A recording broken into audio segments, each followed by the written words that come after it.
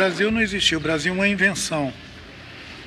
E a invenção do Brasil, ela nasce exatamente da invasão, inicialmente feita pelos portugueses, depois continuada pelos holandeses e depois continuada pelos franceses, num moto sem parar, onde as invasões nunca tiveram fim.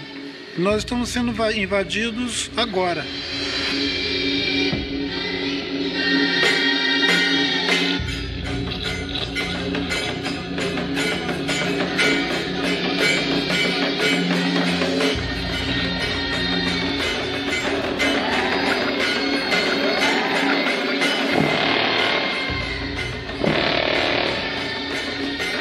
Tinha gente aqui com história, alguns desses povos com história de 2.000 anos. Os Guarani hoje se atesta que tinham 4.000 anos, digamos assim, de compreensão de si como povos, e que se relacionava com os povos andinos e que reivindicavam diante dos andinos uma territorialidade e um respeito pelos povos andinos desse território, que é uma parábola dessa parte que vem lá do que seria o Pantanal, passando por parte do que é Mato Grosso, o Noroeste Paulista, atravessando o Paraná, Santa Catarina, Rio Grande do Sul, pegando uma parábola desses territórios que formam uma cosmogonia onde os Guarani circulam caminhando em busca dessa tal de terra sem males.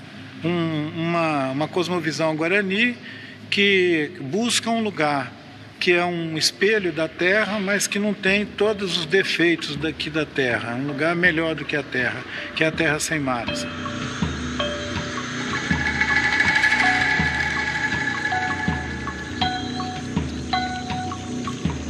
Hoje, a gente, por exemplo, vai olhar em áreas que são de terra firme, quer dizer, longe dos grandes rios, e você encontra também um monte de evidências de populações lá ocupando. Quer dizer, qualquer lugar na Amazônia que você cave um buraco, você encontra evidências de populações indígenas do passado. Ao longo do rio Amazonas existiram sociedades complexas, sociedades que eram estratificadas, tinham exércitos, tinha camada de sacerdotes, etc.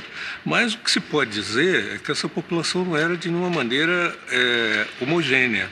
Ela era bastante diferenciada. Você tinha gente com digamos assim, com elaboração de processos construtivos de uma identidade, de uma cultura de 2.000 anos, de 3.000 anos. Mas você tinha povos também que circulavam e que podiam ter vindo dos Andes nos últimos 200, 300 anos. Eles iam fazer uma adaptação ecológica à paisagem, a nova paisagem que eles iam encontrar, que era do Cerrado, da Mata Atlântica. Essa formação que a Mata Atlântica apresentou quando os europeus chegaram aqui, que os viajantes, os naturalistas piraram com essa Mata Atlântica era o produto, o resultado de alguns milhares de anos de interação com seres humanos que fizeram esse jardim.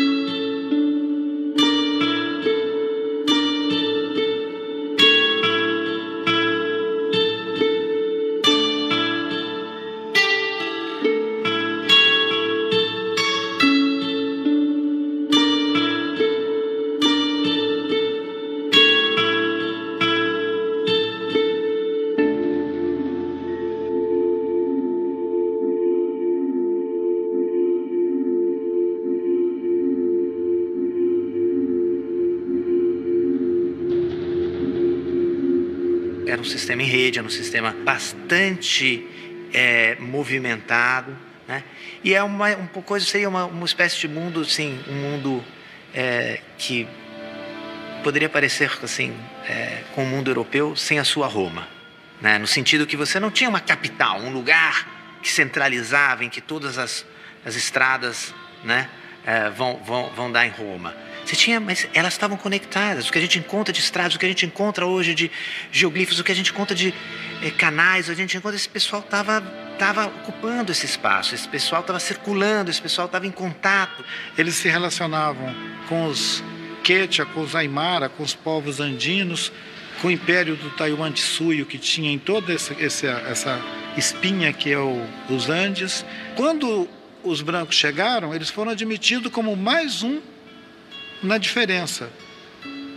E se os brancos tivessem educação, eles podiam ter continuado vivendo aqui no meio daqueles povos e produzido outro tipo de experiência. Mas eles chegaram aqui com a má intenção de assaltar essa terra e escravizar o povo que vivia aqui. E foi o que deu errado. Então eu digo isso, qualquer uma pessoa que estiver me ouvindo falar, e se você se sente parte dessa continuidade colonialista que chegou aqui, você é um ladrão. O seu avô foi, seu bisavô foi.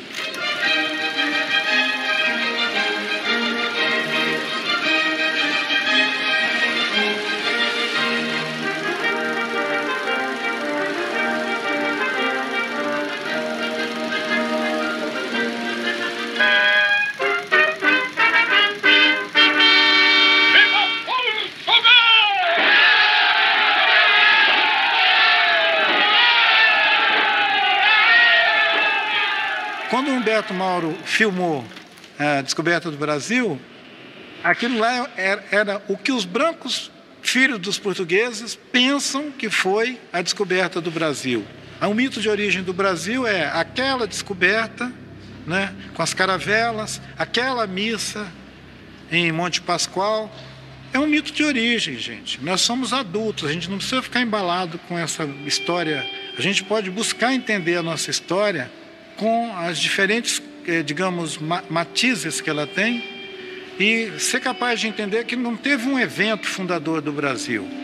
Quando os europeus chegaram aqui, eles podiam ter todos morridos de inanição, escorbuto ou qualquer uma outra pereba nesse litoral, se essa gente não tivesse acolhido eles, ensinado eles a andar aqui e dado comida para eles, porque os caras não sabiam nem pegar um caju. Eles não sabiam, aliás, que caju era uma comida. E eles chegaram aqui famélicos, doentes, e o Darcy Ribeiro diz que eles fediam. Quer dizer, baixou uma turma na nossa praia que estava simplesmente podre. A gente podia ter matado eles afogado. Durante muito mais do que 100 anos, o que os índios fizeram foi socorrer brancos flagelados chegando na nossa praia. Querer configurar isso como uma conquista nos termos de uma guerra de conquista do que aconteceu no México, no Peru e em algumas outras regiões, seria ignorar a extensão dessa costa atlântica. Para ocupar, para chegar ao mesmo tempo em todas essas bacias que desembocam no Atlântico, você não tinha que ter uma canoa com 37 português. Você tinha que ter 300 canoas com pelo menos uns 3.000 e tantos portugueses para chegar na nossa praia. Você tinha que fazer um desembarque aqui. Não teve um desembarque.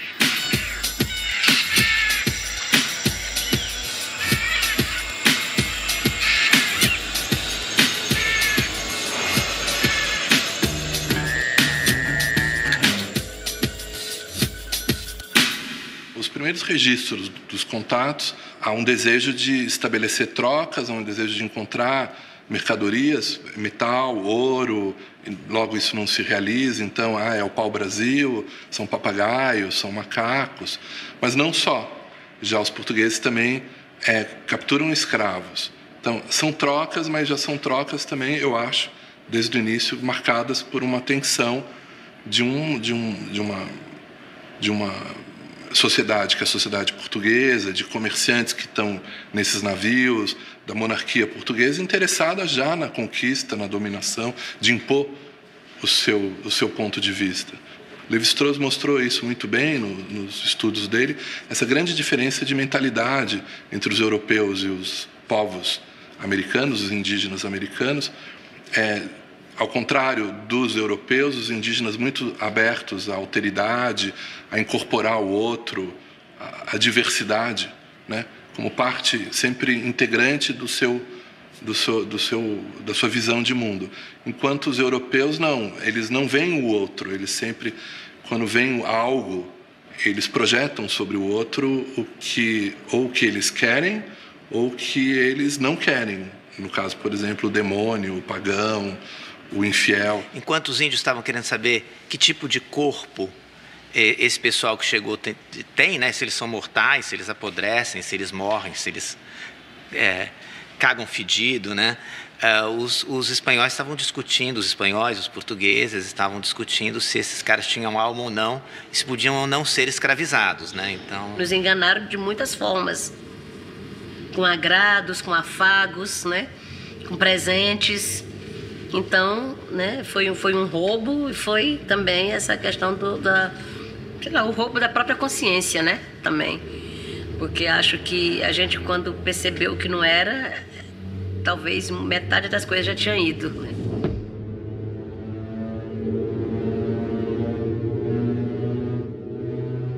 Portugal resolve ocupar o território. É claro que ainda de maneira muito tênue, mas compartilhando com particulares, estabelece a doação de vastos territórios no Brasil, ao longo do litoral, e promove, então, portanto, a ocupação desse território. A ocupação significa a fixação de portugueses, a fixação de colonizadores, tendo em vista a implantação de um sistema produtivo. Produzir exige trabalhadores. Esses trabalhadores serão escravos. Se trata de implantar um sistema de produção do açúcar, capitania de Pernambuco, São Vicente, são as que inicialmente têm algum sucesso, já escravizando indígenas. Quer dizer, quem vai trabalhar são escravos que vão ser capturados. Isso se dá também na manipulação das guerras indígenas, entre os indígenas. Os portugueses logo percebem que a organização social tupinambá pressupõe a guerra. São sociedades guerreiras, são tribos que lutam entre si. Mas há uma dimensão ritual, há uma dimensão construtiva, digamos assim, nessas guerras. Os portugueses manipulam isso para utilizar alguns indígenas contra outros, algumas tribos contra outros, com o objetivo de conquistar escravos, conquistar esses trabalhadores.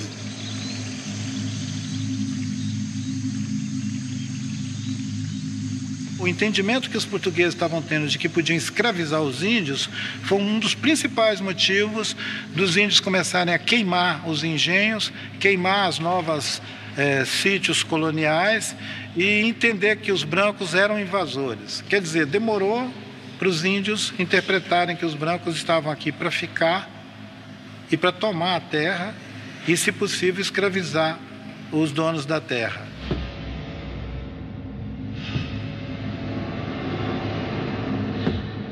Os indígenas vão reagir. Eles vão reagir. Isso temos aí um início de um conflito que é essencial da colonização. A história da colonização é a história da conquista contínua, da guerra contínua, para ocupar o território e dominar os povos. E isso tem um início lá nos anos de 1530 e vai percorrer toda a nossa história.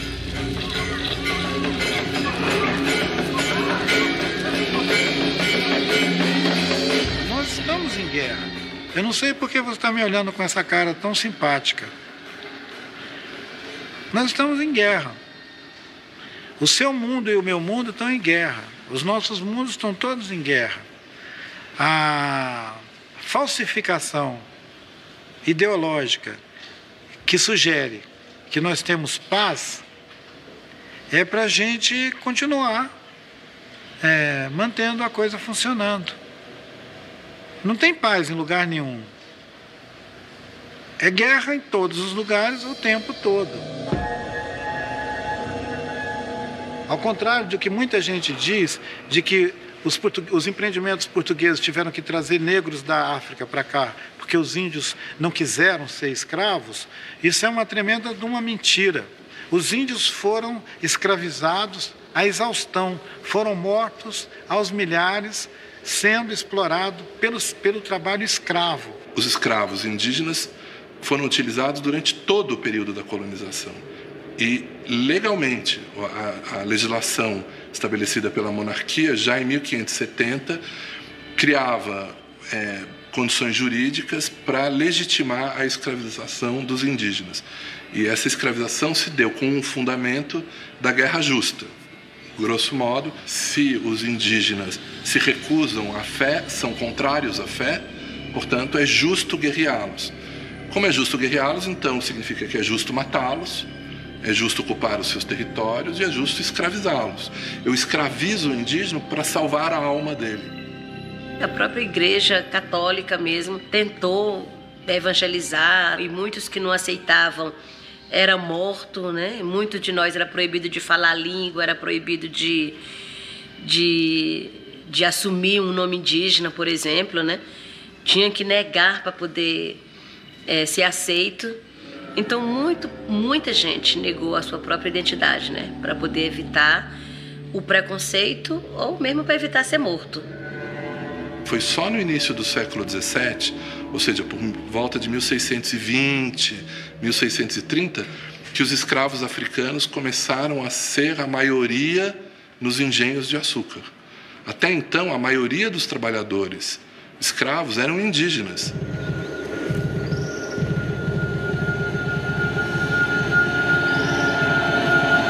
Os portugueses para o sertão, com gado, com essas fazendas, estão encontrando indígenas. São os mesmos indígenas, alguns que recuaram do litoral fugindo do contato e da guerra, ou indígenas que lá viviam há milhares de anos e que resistem. Bem, começam a pôr gado, uma fazenda de gado, os indígenas comem o gado. E isso é interpretado pelos portugueses, os povos indígenas estão atacando as fazendas de gado, estão impedindo a expansão da nossa economia, impedindo, portanto, o avanço do Império Cristão. Tanto é que logo nos anos 60 começa a surgir uma imagem, que depois é reiterada, de que a expansão portuguesa no sertão está sendo parada por um muro que o demônio criou no sertão. Um muro de índios bárbaros, índios selvagens, que resistem à presença portuguesa. Essa guerra se define como total, efetivamente, numa reunião que ocorre na Bahia, em 1669, e nessa mesa grande, como eles chamam, uma grande reunião, se estabelece que, então, a partir de agora, as guerras contra todos os índios do sertão são todas guerras justas, porque os índios do sertão são bárbaros que resistem à expansão da fé. Então, agora, é como que se declara uma guerra total. Nesse processo, né, a uma certa altura, você não tem mais volta. Né? E eu acho que o ponto de vista, assim, o momento que você não tem mais volta nisso é o momento em que, de um lado, as epidemias estão graçando de maneira... Você imagina o seguinte, o Anchieta fala de 30 mil mortos indígenas, né, mortos por varíola no recôncavo baiano. Não dá nem para enterrar todo mundo. Você tem que ter essa ideia de que, de repente, o mundo começa a acabar. Todo mundo começa a morrer. Uma série de surtos de doenças enfraqueceram enormemente essa humanidade indígena que não estava preparada para isso. Quer dizer, a ideia de utilizar essa fragilidade biológica, essa ausência de anticorpos e contaminar os indígenas e levar essas doenças a eles, isso está o tempo todo dado. Então, num certo sentido, há uma guerra biológica. O que se passou aqui durante o processo colonial se você colocar a demografia, como alguns estudos sugerem, na ordem de 80 milhões para as Américas, isso em 1500, 1492, você verá que o que desapareceu boa parte da humanidade em 100 anos. Né? Então, a gente normalmente não tem essa dimensão do fato. Talvez tenha sido, proporcionalmente na história da humanidade, um dos maiores holocaustos populacionais que a gente tem notícia. Os próprios portugueses vão ler essas guerras promovidas na segunda metade do século XVII, e vão lamentar o fato de que foram guerras de extermínio, dizendo, bem, no final nós conquistamos esses territórios, mas despovoamos esses territórios, porque o extermínio dos grupos indígenas também nos deixou vastos territórios sem povos para ocupá-los. Com essa articulação entre contágio, matando por doença, né, e assalto aos lugares onde os índios viviam, a gente chegou ao século XX com uma política do Estado brasileiro, já na República, né, que era de parar de matar aqueles índios. E é o que o Marechal Rondon fez, né, quando ele criou o Serviço de Proteção ao Índio, que precisava de ter um contingente de nativos vivos para constituir a nacionalidade.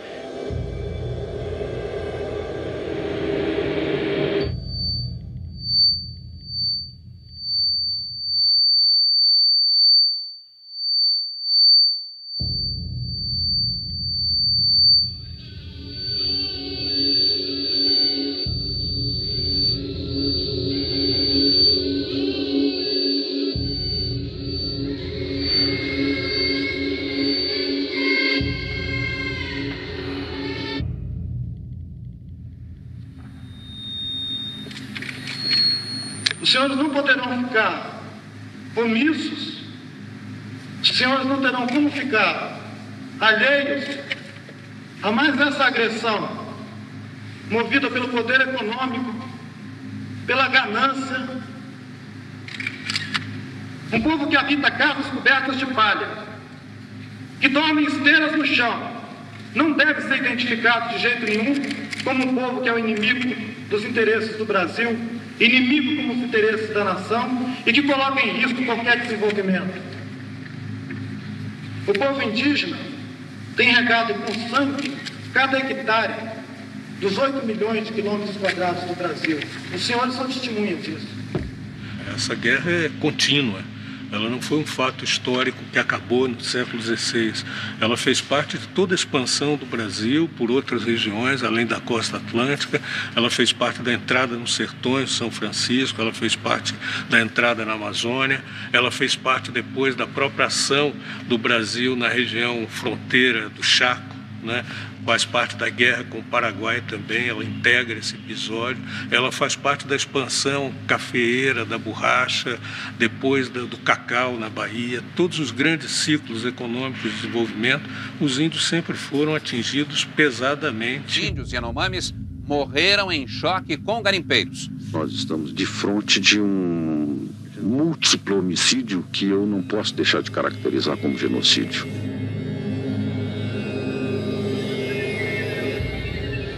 Os índios alegam que essas são suas terras originárias, onde viveram seus antepassados e de onde eles teriam sido expulsos. Já os produtores rurais dizem que eles são os verdadeiros donos.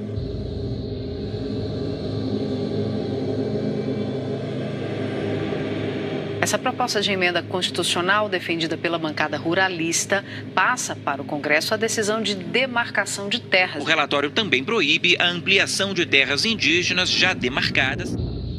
Quando o índio invade, há uma reação do produtor a esse impasse, a morte, mas a morte de um lado e morte do outro. Guerra que a gente vive, né, para ter os direitos garantidos, né, é a guerra que a gente enfrenta para manter a nossa cultura, né, é a guerra que a gente enfrenta contra os madeireiros, né? Então, a gente diz guerreiro porque é uma palavra que vem de guerra mesmo, e a gente vive numa guerra constante, né? Todo dia, é um dia após o outro, né, sem saber quem é que vai mais ser vivo, quem é que vai mais ser morto. A guerra é um estado permanente, né, da relação entre os povos originários daqui, que foram chamados de os índios, sem nenhuma trégua até hoje, até agora, segunda-feira de manhã, quando nós estamos aqui conversando. Indígenas atearam fogo num caminhão e numa colheitadeira que custam mais de R$500 mil. Indígenas tomaram 3 armas dos militares e atearam fogo